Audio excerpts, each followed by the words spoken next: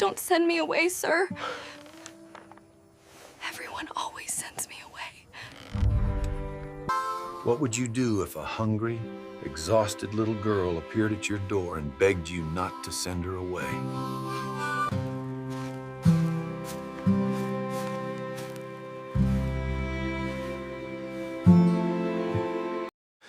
The autumn wind swept across Golden Creek Ranch as the sun began its descent behind the mountains. Harold Jenkins, a 72-year-old rancher, with silver hair and weathered hands, stepped onto his wooden porch after a long day of tending to his horses. He had lived alone on this ranch for the past 8 years, ever since his wife passed away from a sudden illness. His 2 grown children had moved to distant cities, and they rarely visited anymore. The ranch that once echoed with laughter and family gatherings now stood mostly silent, with only the sounds of animals and the whistling wind to keep him company. Harold had built this ranch with his own hands over 40 years ago. Every fence post, every barn door, and every stone pathway held memories of a life filled with purpose and love. But lately, the emptiness had started to weigh heavily on his heart. He often wondered if his remaining years would simply fade away in solitude, with no one to share his stories or continue the legacy he had worked so hard to build. As he settled into his rocking chair with a warm cup of coffee, he noticed something unusual near the edge of his property. A small figure was walking slowly along the dirt road that led to his ranch.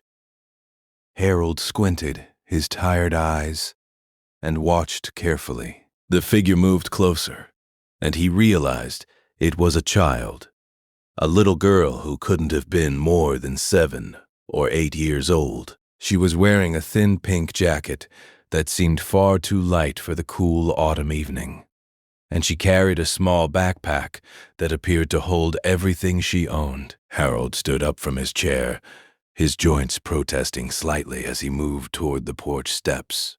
The little girl had stopped at the gate of his property and was looking around nervously, as if she wasn't sure whether to continue forward or turn back. Her brown hair was tangled, and even from a distance, Harold could see the exhaustion on her small face. He walked slowly toward the gate, not wanting to frighten her. As he approached, the little girl took a step backward, her eyes wide with uncertainty. Harold raised his hands gently and spoke in the softest voice he could manage. He told her that she didn't need to be afraid and that he wasn't going to hurt her. He asked her what she was doing out here, all alone, and where her parents were. The little girl looked down at her worn shoes and didn't answer immediately. Harold could see that her eyes were red, as if she had been crying for a long time. He opened the gate slowly and knelt down so that he was at her eye level. He asked her again, this time even more gently, if she was lost and if she needed help finding her way home. The little girl finally looked up at him, and her voice came out as barely a whisper. She said that she didn't have a home anymore. She explained that her grandmother had been taking care of her, but her grandmother had gotten very sick and had to go to the hospital. She said that some people came and told her she would have to go to a special place for children without families, but she got scared and ran away. Harold felt his heart tighten in his chest. He asked her how long she had been walking, and she told him that she had been walking since yesterday morning. She said that she had slept under a tree near the road last night because she didn't know where else to go. Harold noticed that her small hands were trembling, whether from the cold or from fear. He couldn't tell. He asked her what her name was, and she whispered that her name was Emily. Harold introduced himself and told her that his name was Harold, and that he had lived on this ranch for a very long time. He asked her if she was hungry, and Emily nodded slowly, her eyes filling with tears that she was clearly trying very hard to hold back. Harold stood up and extended his hand toward her. He told her to come inside, where it was warm, and said that he would make her something to eat. Emily hesitated for a moment, and then she whispered the words that would change everything. She said, "Please don't send me away, sir." She said that everyone always sends her away. She said that her mother had left when she was very small, and her father had gone away not long after. She said that her grandmother was the only one who ever wanted her, and now her grandmother was gone too. She asked if she could please just stay for a little while, even if it was just for one night. Harold felt tears forming in his own eyes as he listened to this small child pour out the pain that no young person should ever have to carry. He knelt down again and placed his weathered hand gently on her small shoulder. He told her that she wasn't going anywhere tonight, except into his warm kitchen for a hot meal. He told her that she was safe here, and that no one was going to send her away. Emily looked up at him with disbelief in her eyes, as if she couldn't quite trust what she was hearing.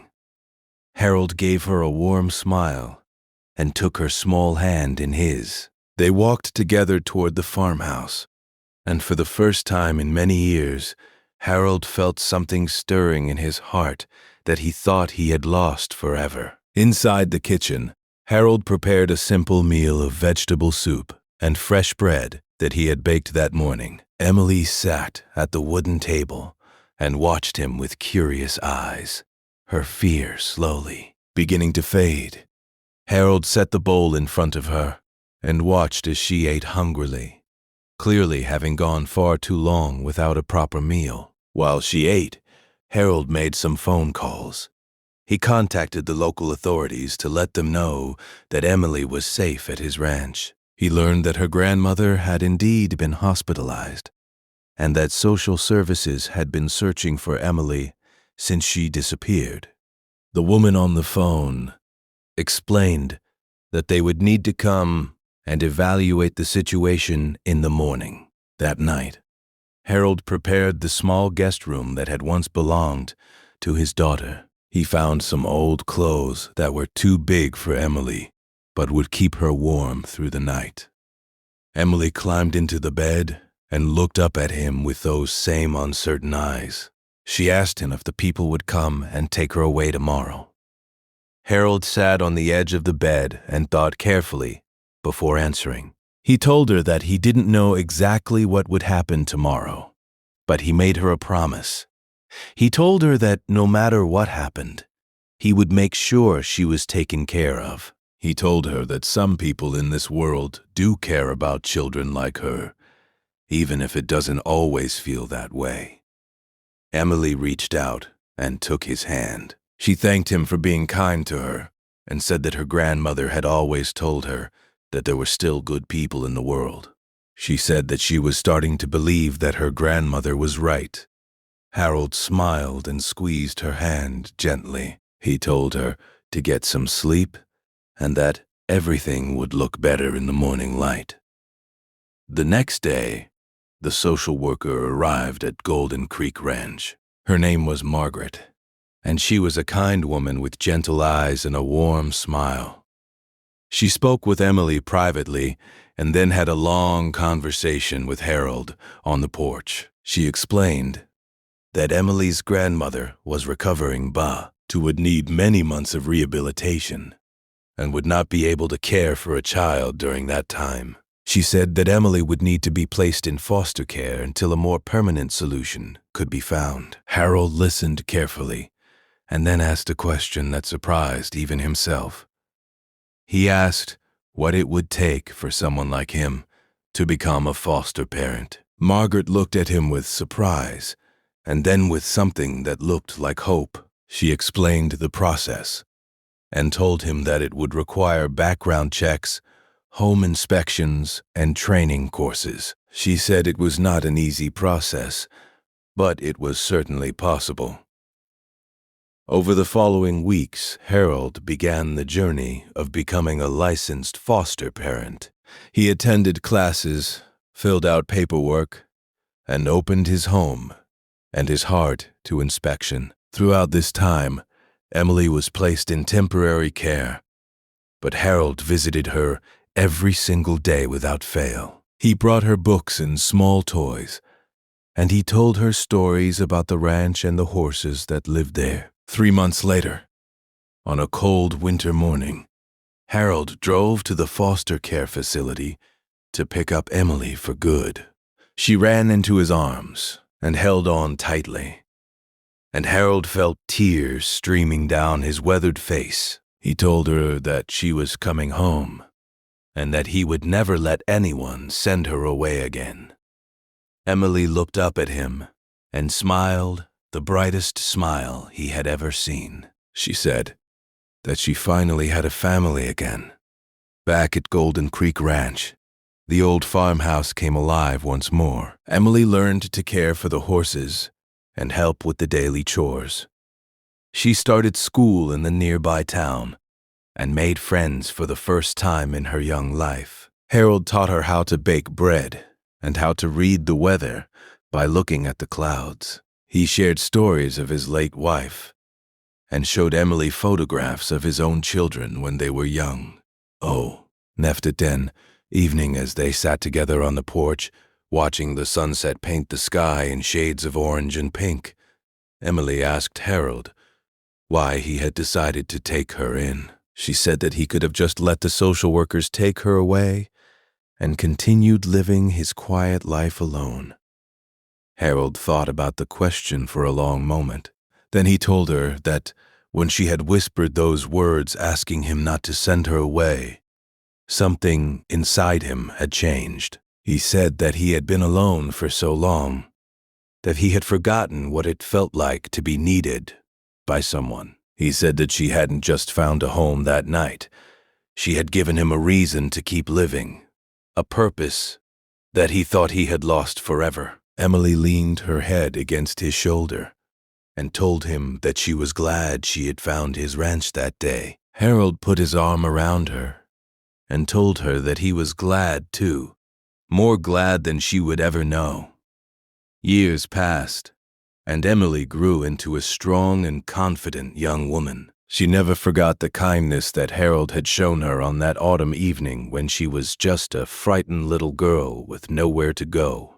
She stayed close to the ranch even after she went to college, and she eventually took over the management of Golden Creek Ranch when Harold grew too old to handle the work himself. Harold lived to see Emily get married and have children of her own. He spent his final years surrounded by the laughter and love of a family that had started with a simple act of compassion on a cold autumn night. When he passed away peacefully at the age of 91, Emily was holding his hand, just as he had held hers all those years ago, when she had whispered those desperate words at his gate. The ranch continued to thrive under Emily's care, and she made it her mission to help other children who found themselves lost and alone. She established a program that connected foster children with ranching families in the area, giving them the same opportunity for love and belonging that Harold had given her.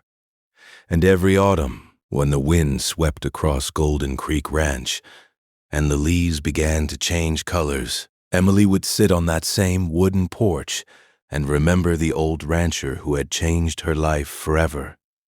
The man who had looked at a frightened little girl and saw not a burden, but a blessing.